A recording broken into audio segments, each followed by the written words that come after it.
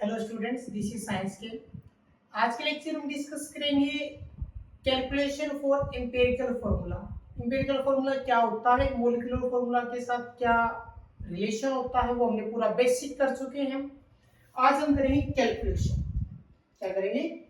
Calculation for empirical formula. ठीक है, calculation for empirical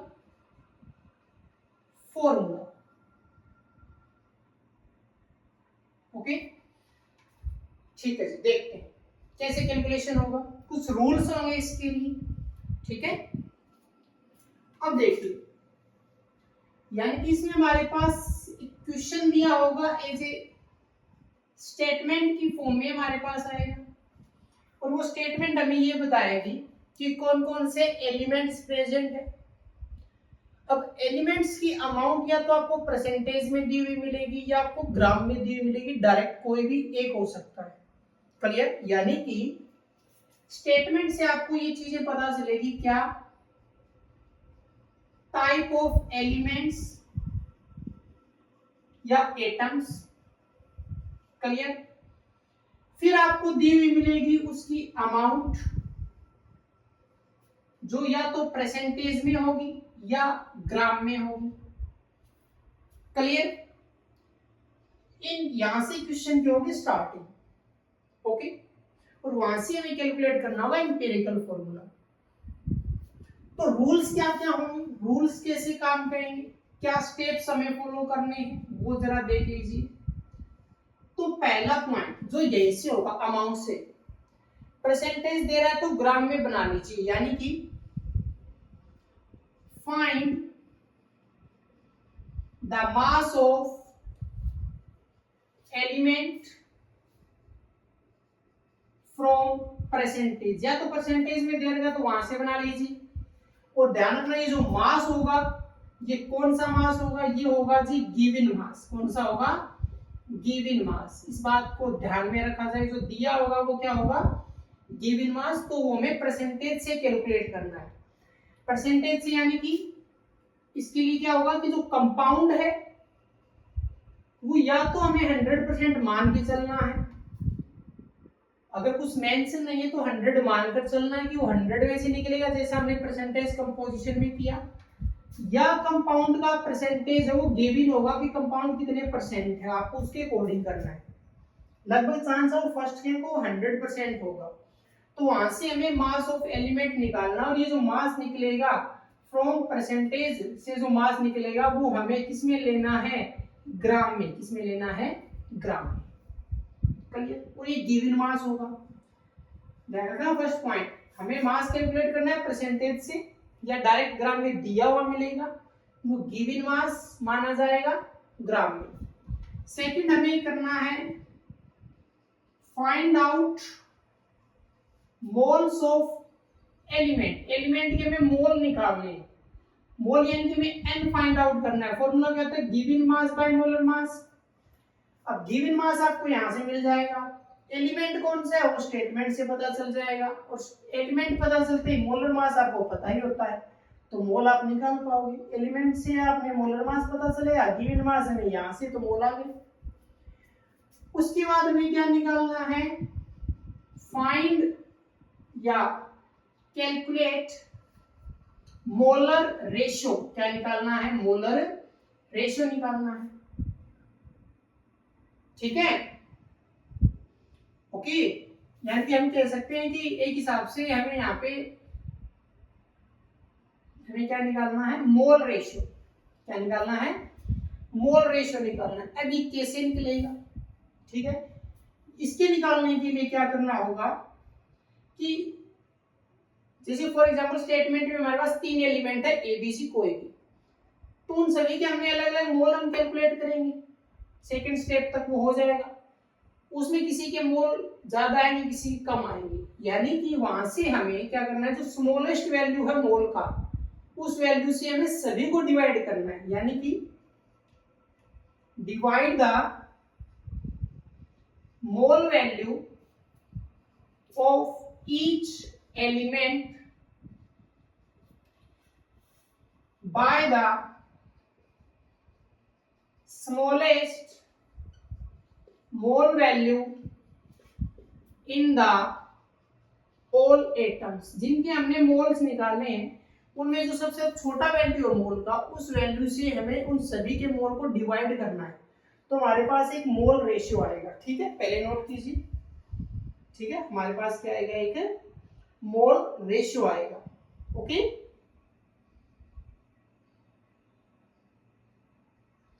ठीक है,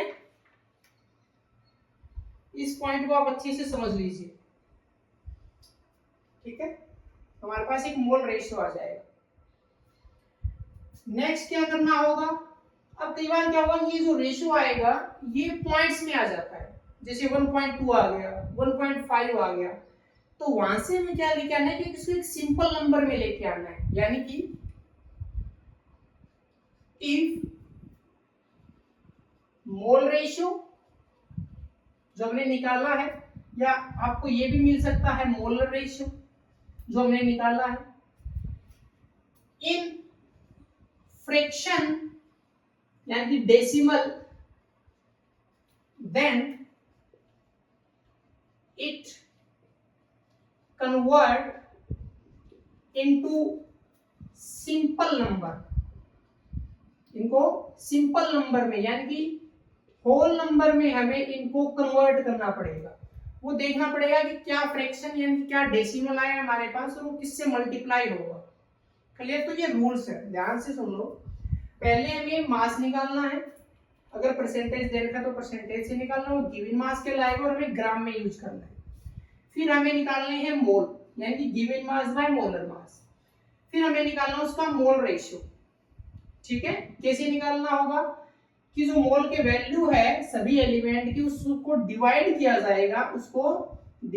जाएगा, स्मॉलेस्ट मोल वैल्यू से। फिर हमें निकालना है मोल नंबर रेशियो, यानी एक सिंपल नंबर निकालना। और ये कब निकालने की जरूरत पड़ेगी? जब अगर हमारा जो मोल या मोलर रेशियो है वो फ्रैक्शन में आया हो। किस में आया हो? फ्रैक्शन में। तो यानी कि कोई भी स्टेप हो वो कम ज्यादा हो सकते हैं किसी क्वेश्चन के अकॉर्डिंग। ओके, तो नोट कीजिए, फिर एक क्वेश्चन देखते हैं। क्लियर? अच्छे से पहले इन रूल्स को पढ़ लीजिएगा, पढ़ने के बाद सोल्व करना आसान है। रूल्स में अगर कंफ्यूजन है तो पहले आप क्वेश्चन को देख लीजिएगा, क्योंकि क्वेश्चन का कैलकुलेशन आसानी से समझ में अगर आ रहा है तो रूल फिर आप अपनी लैंग्वेज में बना कर लिख पाएंगे। कोई जरूरी नहीं है आपको सेम वर्डिंग फॉलो करना है, कोई जरूरी नहीं है। रूल्स आप अपने अकॉर्डिंग इसमें जो स्टेप्स फॉलो हो रहे हैं वो लिख सकते हो। तो क्वेश्चन कुछ ऐसा है, एक सोल्ट दिया गया है। क्या है? एक सोल्ट है और उस सोल्ट में हमारे पास दिया हुआ है परसेंटेज कंपोजिशन। क्या दिया हुआ है? परसेंटेज कंपोजिशन दे रखा है और उसमें 3 एलिमेंट है, सोडियम, सल्फर और ऑक्सीजन। 3 एलिमेंट है, सोडियम, सल्फर और ऑक्सीजन। 3 है हमारे पास। सोडियम का जो वैल्यू है वो है 29.11%, सल्फर दे रखा है 40.51 और ऑक्सीजन दे रखा 30.38%। ठीक है, मैंने शॉर्ट में लिखा है क्वेश्चन को, हालांकि आपको एक प्रॉपर स्टेटमेंट में मिलेगा। ओके, तो ये और यहां से हमें निकालना है इंपीरिकल फॉर्मूला। चलिए, तो देखिए परसेंटेज दे रखा है। वैसे आप नोट करने वाली बात ये कि 29.11 है। ये हम तीनों परसेंटेज को जब हम ऐड करेंगे इन 3 वैल्यूज को, तो कंपाउंड कितना बनेगा? 100% बनेगा। कि ये चीज भी देखी जा सकती है। तो पहले मैंने यहाँ पे लिख दिया एलिमेंट। चलिए, फर्स्ट कॉलम में इसका बनाऊंगा। सेकंड मेरे पास क्या दे रखा है उन एलिमेंट्स का? परसेंटेज। परसेंटेज से मैं क्या निकालूंगा? उनका मास। मास से मैं क्या निकालूंगा? मोल। मोल से मैं क्या निकालूंगा? फिर उनका मोलर रेशियो या मोल रेशियो में निकालूंगा। और लास्ट में मैं क्या निकालूंगा? एक सिंपल रेशियो यानी कि होल नंबर रेशियो में निकालूंगा। क्लियर? आप बीच में चाहें तो एक मॉलिक्यूलर मास का रेशियो डाल सकते हैं। एलिमेंट देखो, ठीक है, देख लीजिए। एलिमेंट हमारे पास 3 है, सोडियम, सल्फर और ऑक्सीजन। इसका परसेंटेज 29.11%, 40.51% और 30.38%। ठीक है, हाँ जी। मास निकालो। अब देखो 100% है तीनों। अब ये परसेंटेज दे रखे तो 100 में से इसका मतलब जो परसेंटेज हो इससे क्या बनेंगे, ग्राम बनेंगे। ओके, अगर 100% कंपाउंड है तो जो एलिमेंट का परसेंटेज दे रखा है वही क्या आएगा, सेम मास आ जाएगा, यानी गिवन मास हो जाएगा। ये क्या हो जाएगा, गिवन मास। चलिए, अगर परसेंटेज 100 ना बने तो जो परसेंटेज दे रखा है फिर ग्राम उससे कम बनेंगे, उतने नहीं बनेंगे। तो इसके ग्राम कितने आ जाएंगे, 29.11 ग्राम, 40.51 ग्राम। ओके, और आगे वाले में 30.38 ग्राम। क्लियर, ऐसे हो जाएगा। ओके, अब निकालनी है मोल। मोल निकालने के लिए given mass by molar mass. अब ये गिवन मास है तो n is equal to 29.11 divide by molar mass. Sodium कितना होता है, 23। सोल्व कर लीजिए। ओके, आगे इसका n कितना आ जाएगा, given mass 40.51 divide by sulphur कितना होता है, 32। नेक्स्ट ऑक्सीजन के लिए n is equal to 30.38 divide by oxygen क्या होता है, 16। ओके, ये सॉल्व कीजिए। क्लियर, पहले पूरा टेबल बनाइए अच्छे से, फिर देख लीजिए ध्यान से। ओके ओके, अब एक चीज ध्यान रखिए, मैं जो एक बात दोबारा कह रहा हूं कि ये तीनों परसेंटेज है, अगर जैसे कि फर्स्ट वैल्यू, सेकंड वैल्यू और थर्ड वैल्यू, तीनों वैल्यू को जब हम ऐड करेंगे हमारे पास क्या आएगा, 100% आएगा। और इक्वल टू 100% है तो जो परसेंटेज दे रखी है वही ग्राम आएंगे। ये आपको मैथमेटिक्स सोल्व करना आता होगा। क्लियर, उसमें हमने क्या किया था, वैल्यू से परसेंटेज निकाला था परसेंटेज कंपोजिशन में, यहाँ पे परसेंटेज कंपोजिशन से ग्राम निकालना है, अपोजिट है। लेकिन अगर ये 100 से कम होता है, ठीक है, तो हमारे पास जो मास है वो परसेंटेज के इक्वल नहीं आएगा। ओके, अब निकालें इनके आंसर। आंसर क्या आ जाएंगे देखो जरा। ठीक है, इसको मैं थोड़ा इधर कर देता हूं, ये जो हम रेशियो निकाल रहे हैं। ओके, जब आप इसको सोल्व करेंगे इसका आंसर आएगा 1.266, इसका भी आएगा 1.266, इसका आएगा 1. एक मिनट,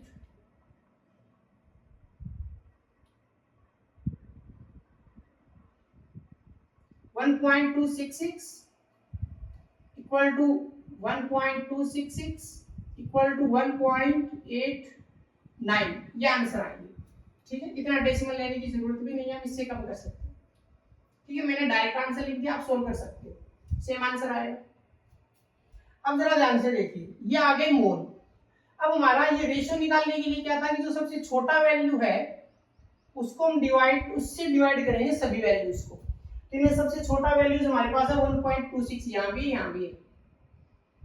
ठीक है, तो ये रेशियो जो मोल का रेशियो था या जो मोलर रेशियो था उसके लिए हम क्या करेंगे, किस वैल्यू से डिवाइड करेंगे। ठीक है, तो यानी 1.26 ये सेम नंबर से डिवाइड होगा तो पता है 1 आएगा, 1.26 सेम से डिवाइड होगा तो पता है 1 आएगा। यहाँ पे देखो, यहाँ पे डिफरेंस है, 8 9 है वो डिवाइड हो रहा है 1.26 से। क्लियर, ओके, तो ये देखा जाए तो इसका कितना है, 1.5 है, यहां से आंसर आएगा 1.5। अब देखो ये रेशियो है, ये दो वैल्यूज तो ठीक आए थे, तो यहां से तो होल नंबर बनाने की जरूरत नहीं है, यहाँ पर फ्रैक्शन आ गया, डेसिमल आ गया, 1.5 आ गया। ठीक है, अब इससे होल नंबर बनाने के लिए मेरे पास एक ऑप्शन है कि मैं इनको 2 से मल्टीप्लाई कर दूं, सभी को मैं क्या कर दूं, मल्टीप्लाई 2 कर दूं, तो होल नंबर निकाला मैंने, मल्टीप्लाई 2 कर दी। क्लियर, तो इसको किया तो ये 2 आ गया, ये 2 आ गया, और ये क्या आ गया, ये 3 आ गया। ये ध्यान रखना है लास्ट में। क्लियर, ये ध्यान रखना है, 2 2 और 3, 1.5 था, 2 से मल्टीप्लाई करते एक सिंपल नंबर बन गया, क्योंकि 1.5 वगैरह हम किसी फॉर्मूला में लिखते नहीं है, हम एक सिंपल नंबर लिखते हैं। पहले तो मैं 2 से डिवाइड कर दिया, तो ये तीनों ही 2 से डिवाइड होंगे। तो दोबारा ध्यान से देखो, एलिमेंट लिखे, उनका परसेंटेज लिखा, गिवन मास, फिर मोल बनाए, मोल का फॉर्मूला पता है, गिवन मास दिया हुआ मिलेगा, मोलर मास हमें सोडियम सल्फर ऑक्सीजन का पता होता है ऑलरेडी। रेशियो निकालने के लिए सबसे छोटा नंबर 1.26 था मोल, उसको हम तीनों से डिवाइड किया, एक फ्रैक्शन में आया तो मल्टीप्लाई कितना कर दिया, 2 कर दिया। ये मल्टीप्लाई कोई जरूरी नहीं है कि मल्टीप्लाई करने की जरूरत पड़ेगी, ये सिंपल और आ जाता तो यही रेशियो यूज हो जाता, लेकिन अब ये सिंपल नहीं आया। अब हमें लिखना है एम्पिरिकल फॉर्मूला। कैसे लिखा जाएगा कि जो नंबर आया है लास्ट में, अब हमें लिखना है एम्पिरिकल फॉर्मूला। कैसे लिखना है, जो लास्ट में नंबर आया है, जैसे सोडियम का नंबर आया 2 तो क्या लिखा जाएगा, Na2, क्लियर। सल्फर का नंबर आया है 2 तो लिखा जाएगा S2, क्लियर, क्या लिखा जाएगा, S2। ऑक्सीजन का नंबर आया 3 तो लिखा जाएगा O3। ये है इसका एम्पिरिकल फॉर्मूला, ये यहीं पे स्टॉप हो जाएगा। जो नंबर्स आए हैं लास्ट में, सोडियम का 2 आया तो Na2, सल्फर का 2 S2, ऑक्सीजन का 3 O3, कंप्लीट। अच्छे से देख लीजिए ध्यान से, ठीक है, अच्छे से ध्यान से देख लीजिए, ओके, ठीक है, ओके। अभी इस क्वेश्चन में तो निकालना था सिर्फ एम्पिरिकल फॉर्मूला, ओके। अब कोई क्वेश्चन ऐसा भी हो सकता है जिसमें आपको एक स्टेप आगे और पूछ रखा हो कि मॉलिक्यूलर फॉर्मूला निकालिए, क्या निकालिए, मॉलिक्यूलर फॉर्मूला, यानी कि इतना प्रोसीजर जो स्टेप्स है वो तो है सेम, और उसके बाद भी आपसे क्या पूछ लिया, मॉलिक्यूलर फॉर्मूला। तो वहां पर आपको पता है कि हमें n का वैल्यू चाहिए, क्या चाहिए, n का वैल्यू। अब उन क्वेश्चन में एक पॉइंट आपको एक्स्ट्रा दिया हुआ मिलेगा। अगर किसी क्वेश्चन में आपसे इंपिरिकल फॉर्मूला के साथ साथ क्या पूछा, मॉलिक्यूलर फॉर्मूला, तो एक रिलेशन हमें याद है क्या, कि molecular formula is equal to n multiply empirical formula, ये होता है। तो हमें ये n निकालना है, क्योंकि इंपिरिकल तो हम निकाल सकते हैं, अभी निकाला, वहां पे क्वेश्चन स्टॉप हो गया। मॉलिक्यूलर फॉर्मूला और पूछ लिया तो n चाहिए, तो n कैसे निकलेगा, n के लिए फॉर्मूला होगा ये डिवाइड में आ जाएगा, तो इसको मैं कुछ अलग तरीके से लिखूंगा कि मॉलिक्यूलर फॉर्मूला मास, क्योंकि अब हमें इसके मास की जरूरत पड़ेगी, divide by empirical formula mass. अब हमें ये चाहिएगा,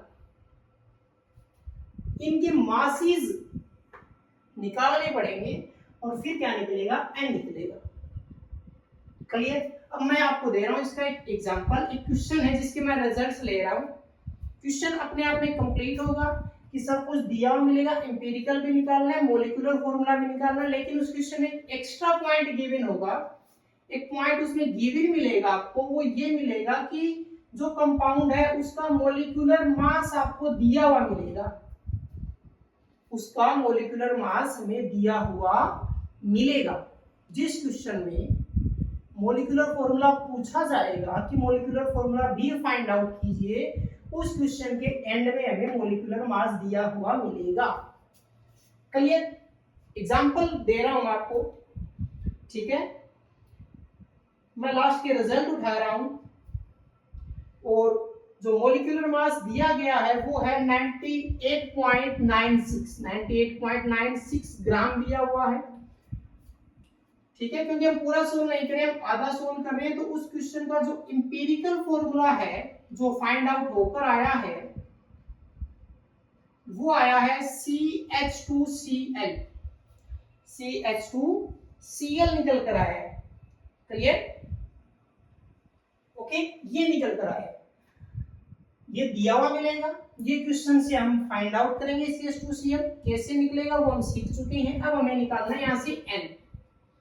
तो मॉलिक्यूलर फॉर्मूला मास तो दे रखा 98.96, इंपिरिकल फॉर्मूला मास निकालना पड़ेगा, फॉर्मूला निकाल लिया तो मास भी निकल जाएगा, कैसे, तो हम यहां से कैलकुलेट करेंगे। अब जब कैलकुलेट करेंगे तो कितना आएगा, देखो जरा ध्यान से, कार्बन होता है 12, प्लस में हाइड्रोजन 2 मल्टीप्लाई 1 और प्लस में 35.5, तो 10 प्लस 2 यहाँ पे हो गया 14, 14 जब इसमें ऐड करेंगे तो ओवरऑल कितना आ जाएगा 49.5 ग्राम आ जाएगा।